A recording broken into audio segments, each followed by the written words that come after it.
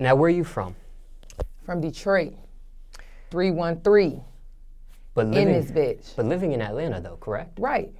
And how old were you when you made that move? I was 21.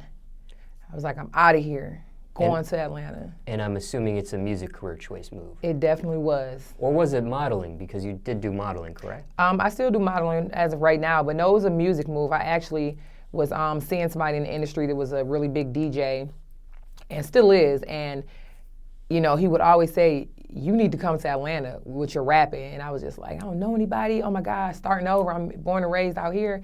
And I literally came out here. I did one show, fell in love. They showed me so much love in 2 days. 3 months later, I moved to Atlanta. Is it a certain part of Detroit you represent? I would more so probably say the East Side. My dad is from the East Side, but I kind of ping pong between Redford and Detroit, which is like a corner of Detroit. So it's kind of like both, but I would more so say the East Side.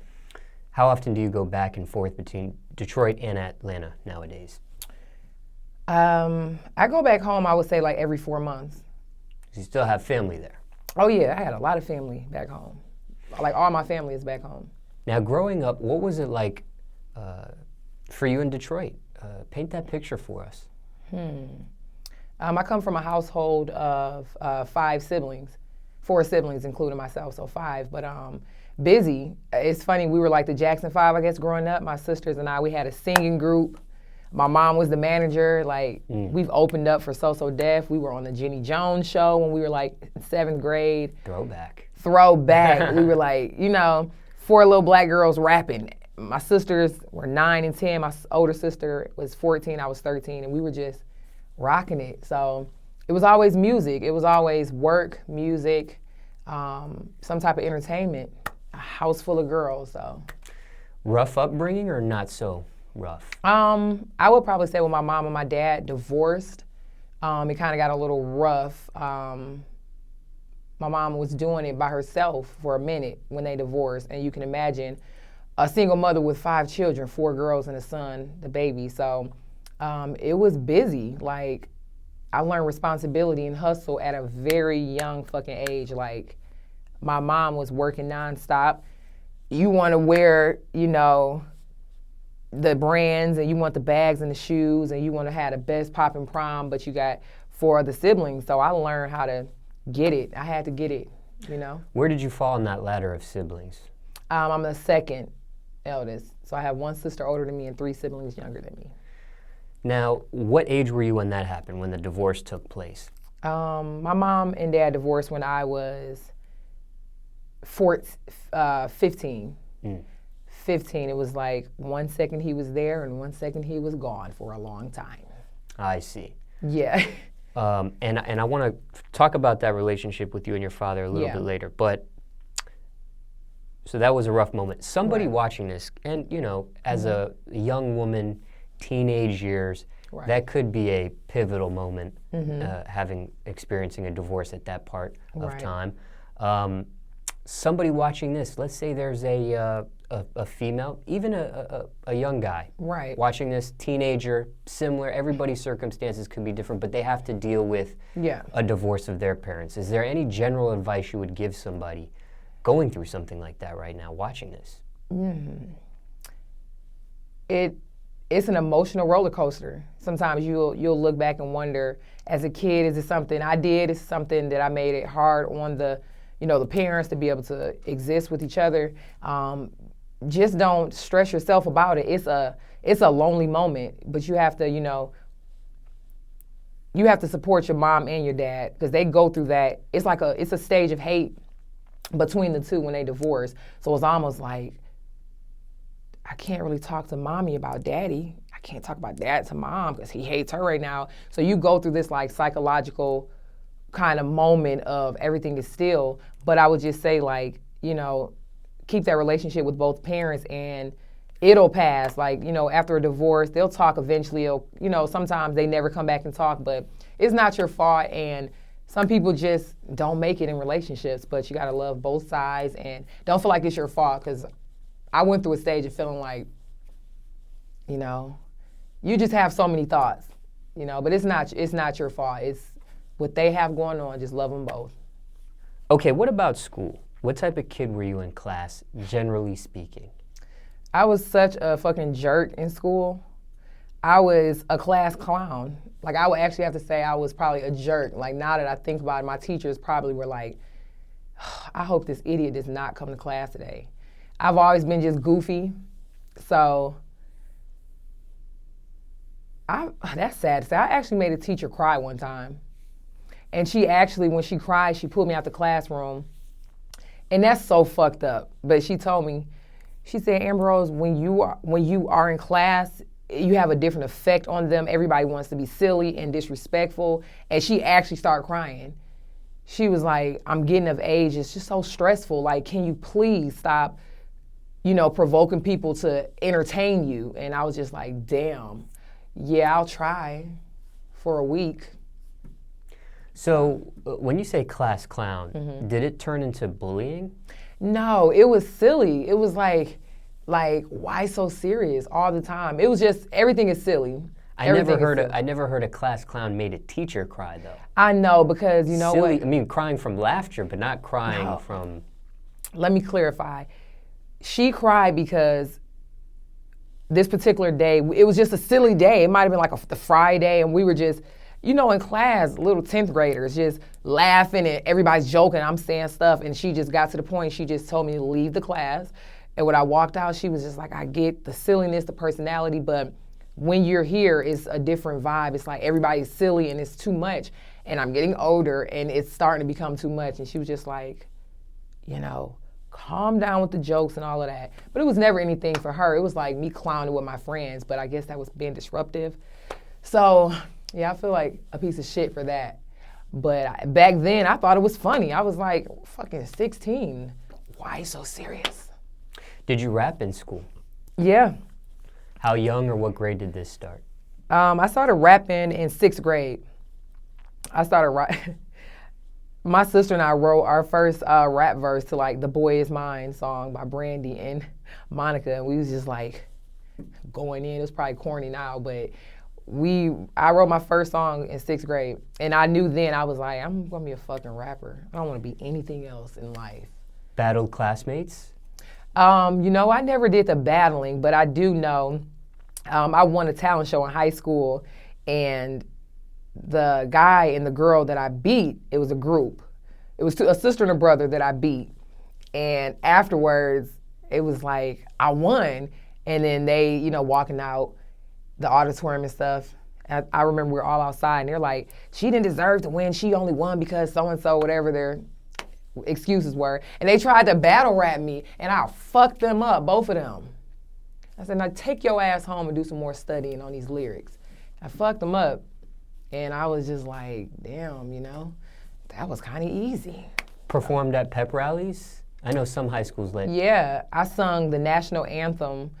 See, everybody just thinks I rap, but I actually have R&B. I'm a singer. I play guitar, I sing, but I sung national anthem at every game in high school. Every game, Graduated high school? Graduated high school. No college, no. No college? No. No technical school? Nothing. No furthering the education? None. I got out at 18. I was doing rap shows every weekend. It's so funny because I was getting paid, this is nothing, but I was getting paid like $80 to do rap shows. I was living with my mom, graduated high school. I was like, I'm gonna be a fucking musician. And I started performing at like the club apartments in Detroit. I would get $80 to $100. I would do like 2 shows a night. Then I would go to the studio and do songs with like the random niggas in the neighborhood. And I was making good money off of it. And that turned into, I just didn't go to school after that. I started modeling really heavy, traveling with that. And then I just never went. I just never went to school. Did the modeling surpass the rapping stuff at one point? It did. It did because you know what? I'm gonna be real. I'm fucking money hungry. Like, I like money. I like to be able to be good financially, and at one point for like 3 years, I was making no money off of music. I was spending money, but then it was like I did one fashion show at the Bentley the car. They had a big fashion show. They had one in New York and one in Atlanta, and I did both of them. And the check that I got from that, I was like, I'll be back to rap a little later on. And then it was just like, once I met this particular mentor, she snatched me up with the modeling, and then 3 years went by. I was just bam, bam, bam. And I always wanted to go back to the music, but I was like, damn, I was spending so much money doing this rap shit, and now I'm getting checks for doing nothing. Put some makeup on a bitch face and put my tall ass on the runway. And I just got obsessed with that. It was fast money. So it sucked me away from the music for a minute. So yeah, it surpassed rap really good. At one point, I was wondering, did I want to take the modeling further and say, like, will I try to be the next, whatever, you know, the big person would be if I go so hard with this. So it was like, which one do you do? What type of modeling was it that you were doing? What was it considered to be? It wasn't urban modeling? No, I've done some urban modeling though, but when I first started, it was like straight high fashion. Like Bentley showroom, the Lisa Nicole collection. I've done stuff for Macy's. I've done stuff for K-mart. I've done a lot of things. How tall are you? I'm 5'8.5", 5'9", but with heels, I'm an Amazon on a bitch. So yeah, I've done a lot of stuff. Thinking back on your life, do you regret not furthering the education? Was that the right decision for you to make, to just go into a career choice without furthering the education there after high school? Okay, so as cliche as it sounds, I don't have any regrets, right, of anything that has ever happened. But I will say this, if I had a daughter, if I had kids, would I have wanted my daughter to make the decision I made? I would say no, because not furthering my education after I graduated high school, I had to bump my head a whole lot. I got played out of a lot of contracts, a lot of money, a lot of accounting issues that I didn't have the education on. I was just doing this shit by myself. You know, my mom still had 3 other children to take care of, so I was like out there, bam, doing it by myself, and I got fucked over a whole lot doing it. And I know as a woman that if I had an education further than high school, I would have been a little more knowledgeable over things. I could have saved myself a lot of trouble. But if I could do it again when I go back, hell no. I enjoyed when I graduated high school. Every show I did, every fucking person I met, I was open enough for people. I felt like the shit. I would not do it any different. What was your parents' reaction to you not furthering the education? My mom just wanted to know why, because my mom went to college after school, but then when she got pregnant with my sister, when she was 20, she stopped. And, you know, she always says, I still regret it to this day. So for me, I was always smart in school. I always made good grades, never failed classes. She just was like, why? She was like, you see how hard I had to struggle, why? And I'm just like, with all due respect, that was you. I'm gonna take a leap and do it my way. So my mom wasn't happy about it, but she definitely got over it, because I'm a Gemini. I'm one of those people. When I fucking make a decision, nobody can stop it. So I was just like, I'm not going to college, Mom. I know you're mad, but you'll get over it, like you got over a lot of the other stupid shit I've done. And then we just kind of moved past it. What about as far as jobs? Did you work at all during your upbringing? I did. My first job, I was 19, and I was an assistant manager at Office Depot, and I fucking hated it. Tough job?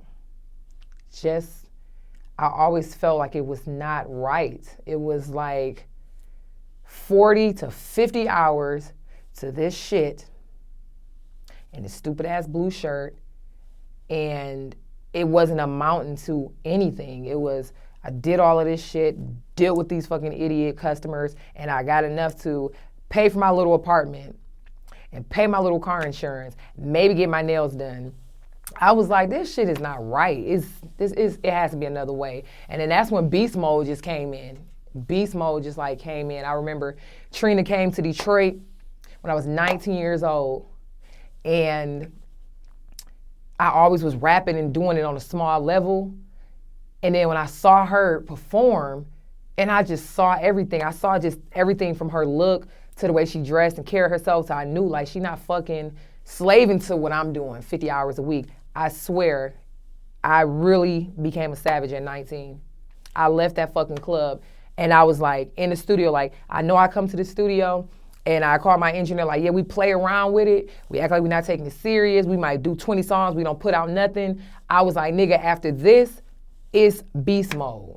We're not playing with it no more. I saw Trina do this shit. I can do it. So savage mode came in at 19. But I definitely have worked. Any other jobs besides Office Depot? Yeah. I was a manager at Michael Kors out here in Atlanta for a couple years. I was over 2 stores in the airport. I made good money doing that. But guess what? I still, every day that I clocked in was like, I had a little more lenience with my schedule because I was the manager. And I was over the store, so a lot of it was from my computer and, you know, from home and working like that. But at the same time, I don't like any type of box. And for me to work somewhere where it's like, bust your ass, and then this is a check you're gonna get, it's no other position after this you're gonna get. You're doing a great job, Amber Rose, but you're not gonna go further than this pay. I don't like boxes at all. I don't even like circles, so I've never fucking liked it. I've always been like, I'm getting out this work field, and I got to do it another way. So when I stopped doing that, I never went back, and I'm not going back. As crazy as it sounds, I would never. I don't give a damn what the pay is. I'm not going back to that. It was just a horrible feeling. I don't like it. Any crazy stories dealing with any of those jobs you mentioned? Anything that happened out of the norm? I won't even say Office Depot, but I was so young. Shit, I was just fucking coming to work drunk most of those times after shows. I don't know, but I don't even remember that. But I would say at Michael Kors, being that I was on the international side of the airport, I would see a lot of people. So it was like a lot of celebrities, and a few of them were like, hey, I'm just like in the store, like prepping my store and shit. And they'd be like, what you doing here? Why you working? You too fine to be working. Like, you know, I would get that all the time. And that would be funny because I would be telling them like it's so funny, like where my store was, the elevator directly across from my store was the elevator that all the celebrities go through. Oh. It's the only one in the international airport on Concourse Ave. It's right across. So I would be like just doing stuff, and I would be kind of outside my store taking pictures. I had to send reports fucking 3 days a week. That was annoying. And a few of them would be like going in the elevator, and like, it would be funny. One person was like, take your badge off, you done, come on, seriously. I'm like, don't tempt me, nigga. Were you tempted? Did you give your number out to anybody? I mean, you don't have to say names. Yeah, but I gave my number out to, about 2 or 3 people, and yeah, I have, and you know, I've met some good people at that job. That's why I always say the direction that my feet move never are mistakes. Like, a person I was like a super fan over, like grew up like, oh, like we exchanged numbers. We're still good to this day. Like, hung out a few times, and like, you know, he connected me with some people. So that job plugged me in with certain people, and that's why I don't hate it that bad, because it was a blessing. But at the same time, it was like a box. But that would be the only funny thing. I've had somebody, I didn't even know who he was. Everybody's like, I don't really watch sports. Like, you didn't know who that was? No, I didn't. Like, came into the store and was like, you work here? I was like, yeah, I'm the manager here. Why, what's up? You want to buy somebody a purse or a watch? He was like, come on. He was like, you ain't working here no more. You out of here. Quit these jobs, got fired from these jobs. What ended up happening? Quit that motherfucker. Couldn't wait to. 4 years. I couldn't get the schedule that I wanted, that I deserved. I bust my ass in here, and I'm working all these late nights, and it's like, run home, hurry and shower. Half the time you're in the sink washing up real quick because you're about to be late to the show, makeup, leaving the fucking airport 10.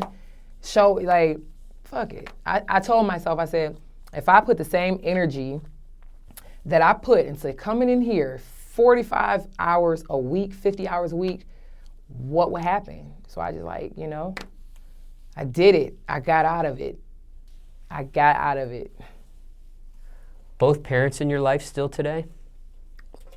Yeah, my biological father passed away